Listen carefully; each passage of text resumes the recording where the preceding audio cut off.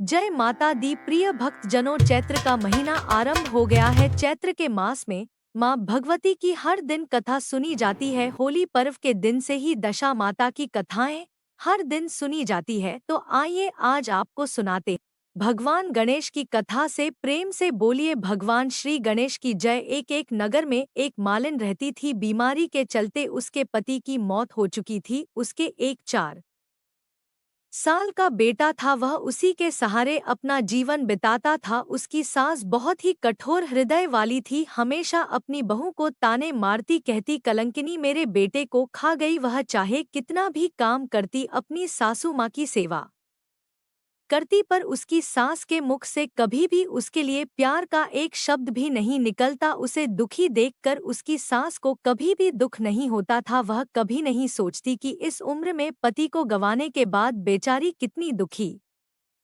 रहती होगी। इन सब बातों को नज़रअंदाज करते हुए वह हर समय अपनी बहू के साथ लड़ाई करती, जितनी हो सके तकलीफ देती। फिर भी उसकी बहू सामने बोलकर कुछ नहीं कहती। लेकिन जब इतने से भी उसकी सास का मन नहीं भरा तो एक दिन उसने अपने गुस्से के चलते अपने पोते और बहू को घर से निकाल दिया। फिर दोनों माँ बेटे रोते रोते घर से चल पड़े। चलते चलते वे एक जंगल में पहुंचे। वहां जाकर एक बड़े से पेड़ के नीचे वे दोनों बैठ गए। वहां से थोड़ी ही दूर पर एक गणेश जी का मंदिर आया। वहां पर बहुत सारे लोग गणेश जी के दर्शन करने आते, वहां प्रसाद चढ़ाते और फिर वहां मौजूद लोगों को बांट देते। तो वे दोनों माँ बेटे गणेश जी के मंदिर में गए। वहां जाकर उसकी माँ कहने लगी कि हे गणेश जी महाराज, मुझसे ऐसी कौन सी गलती हो गई जिसकी मुझे आपने इतनी बड़ी सजा दी है। पहले मुझसे मेरे पति को छीना और अब मुझे घर से बेघर कर दिया है। अब मैं अपने बेटे के साथ कहाँ जाऊं, क्या करूं, कहाँ रहूं? अब आप ही मुझे कोई रास्ता बताएं। आज आपके सिवाय हमारे बेटे का कोई भी नहीं है। फिर माँ बेटे दोनों मंदिर के आगे बैठ गए। जो भी लोग गणेश जी का प्रसाद वहां पर बांटते, उसी प्रसाद को खाकर वे दोनों माँ बेटे अपना गुजारा करने लगे। सुबह और शाम दोनों माँ बेटे गणेश जी की पूजा पाठ करते। एक दिन बैठे बैठे गणेश जी की कृपा से उन दोनों के मन में आया कि क्यों ना हम जंगल से फूल लाकर यहाँ बेचे, क्योंकि यहाँ पर रोजाना लोग आते हैं। अगर हम फूल माला बनाकर बेचेंगे तो यहाँ आने वाले सभी लोग पूजा के लिए फूल जरूर खरीदेंगे। तो इसी तरह सोचकर दोनों माँ बेटे सुबह सुबह जल्दी जंगल में से फूल लाकर फूल माला बनाकर वहां पर बैठ जाते हैं। जब गणेश जी के भक्त वहां पर आते तो उनसे फूल खरीदते और बदले में उन्हें कुछ रुपए देते। इस तरह फूल बेचते बेचते उनके कई दिन बीत गए तो कुछ रुपए उनके इकट्ठे हो गए। उन्हीं रुपए से वे पूजा की सामग्री और प्रसाद भी लाकर बेचने लगे। गणेश जी की कृपा से उनके आमदनी बढ़ने लगी। धीरे धीरे उनके पास इतना पैसा हो गया कि उन्होंने एक मकान बना लिया और पास ही में एक दुकान भी बना ली। अब उस दुकान के अंदर पूजा की सारी सामग्री, मिठाइयाँ, दूर्वा, फूल, घास गणेश भक्तों के लिए हर समय मौजूद होता। तो सुविधा के लिए सारे लोग वहीं पर आकर उन्हीं की दुकान से सारा सामान खरीदते। वहां पर एक राजा की लड़की थी जो रोजाना मंदिर में पूजा करने आती थी और मालिन की दुकान से ही सामान खरीदती थी। तो मालिन के बेटे को देखकर वह राजकुमारी उस पर मोहित हो गई और उससे विवाह करने की सोचने लगी। एक दिन उसने अपनी भाभी से अपने मन की बात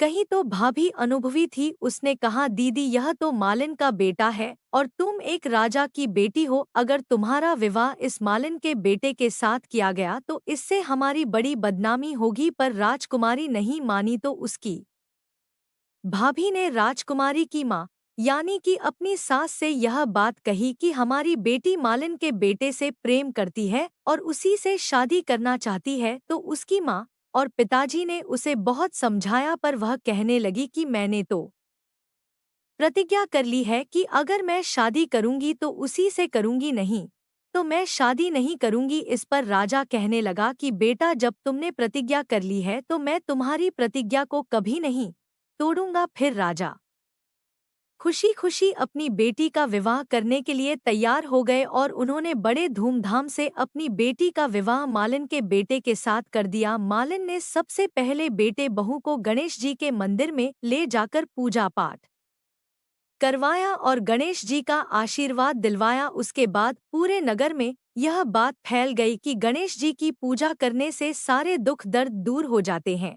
यह माँ बेटे यहाँ पर आए थे तो बिल्कुल ही गरीब थे, इनके पास खाने के लिए अनाज और पहनने के लिए कपड़े भी नहीं थे, और देखो गणेश भगवान की कृपा से इनके पास कितना सारा धन हो गया है। और आज इस लड़के की शादी भी राजा की बेटी के साथ हो गई है तो सारे गांव वाले उसी गणेश मंदिर पर पूजा करने के लिए आने लगे और उन्हीं की दुकान से सामान खरीदते। ऐसा करने से मालिन के बेटे का काम दिन दुगना रात चुगना तरक्की करने लगा। और उधर जिस दिन से मालिन की सास ने उन माँ बेटे को घर से निकाला था, उसी दिन से उनके अन्य दाता रूठ गए थे। उनके घर में घाटा हो गया था और सभी सामान बिक गया था। धीरे धीरे वह समय भी आ गया जब उस बुढ़िया को एक समय का भोजन भी नसीब नहीं होता। उसे भूखा मरता देखकर गांव के लोग उस पर बिल्कुल भी दया नहीं दिखाते, कहते कि अपनी बेचारी विधवा बहू को किस तरह से लड़ाई करके इसने घर से बाहर निकाल दिया है तो अपनी करनी का फल भुगत रही है। वह तो बेचारी आज ना जाने कहाँ होगी। पहले तो भगवान ने उसे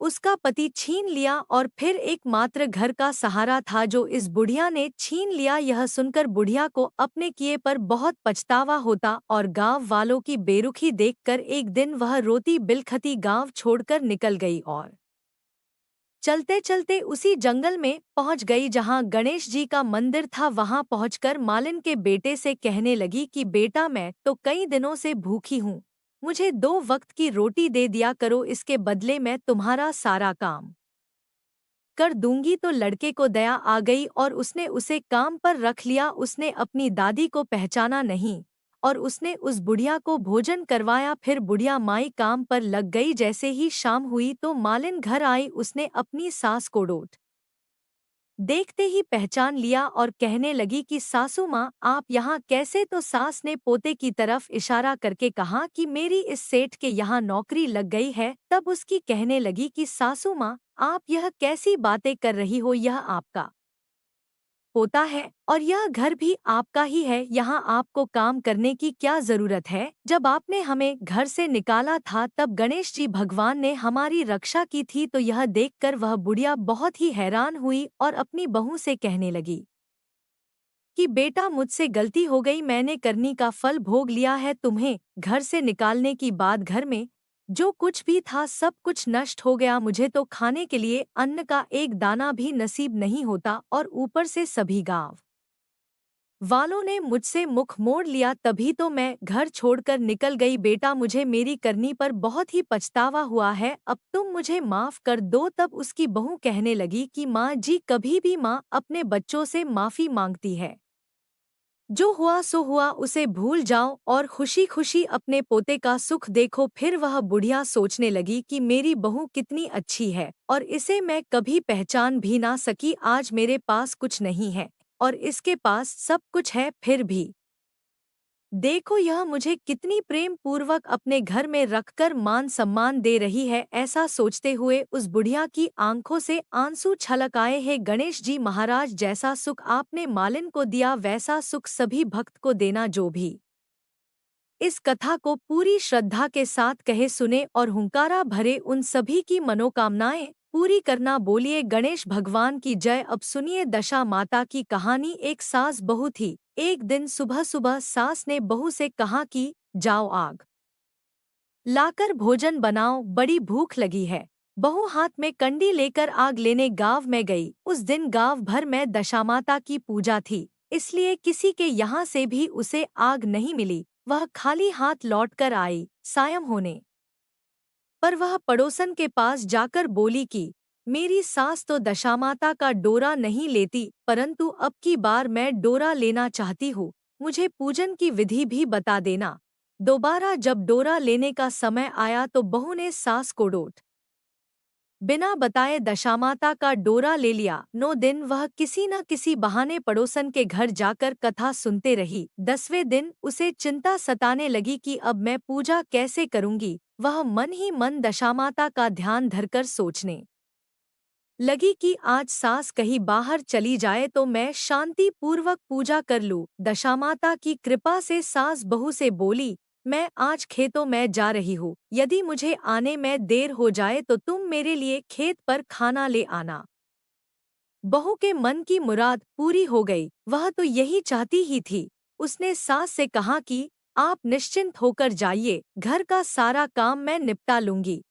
सास के जाते ही बहू ने स्नान कर दशामाता की पूजा की। इसके बाद वह पूजा की सामग्री मिट्टी के गोले में रखकर उसे सिलाने के लिए ले जाने लगी थी कि उसकी सास खेतों से वापस आ गई। सास को देखकर बहू ने जल्दी से उस गोले को मटकी में छिपा दिया। उसने सोचा कि उचित समय पर गोले को दही से निकाल कर विसर्जित कर आऊंगी। सास ने आते ही बहू से कहा, तुम मुझे खाना देने क्यों नहीं आई? अब तक क्या कर रही थी? बहू ने कहा कि आज मैंने सर के बाल धोए थे, उनके सूखने में देर लग गई, इस कारण भोजन बनाने में देर हो गई। मैं थाली लगाती हूँ, आप घुस त्याग कर भोजन कीजिए। सास का गुस्सा कुछ ठंडा हुआ। वह पैर धोकर चौके पर मैं बैठी ही थी कि उसका बेटा भी आ गया। वह भी माता के साथ भोजन करने बैठ गया। सास भोजन करके उठना ही चाहती थी कि उसका बेटा बोला, मुझे तो दही चाहिए। सास ने बहू से दही देने के लिए कहा। बहू बोली, मैं तो रसोई में हूँ, आप ही इन्हें दही दे दे। सास हाथ धोकर दही लेने गई, परंतु जैसे ही उसने छाछ की मटकी उठाई तो उसमें कुछ खड़खड़ाने की आवाज आई। उसने हाथ डालकर देखा तो उसे एक बड़ा सोने का गोल मिला। सास ने आश्चर्य से बहू से पूछा, इस छाछ की मटकी में यह सोने का गोल कहाँ से आया? इसे तुम कहाँ से चुरा कर लाई हो? यहाँ क्यों छिपा कर रखा है? मैं समझ गई कि इसी वजह से तुम छाछ देने नहीं उठी, इसका भेद बताओ।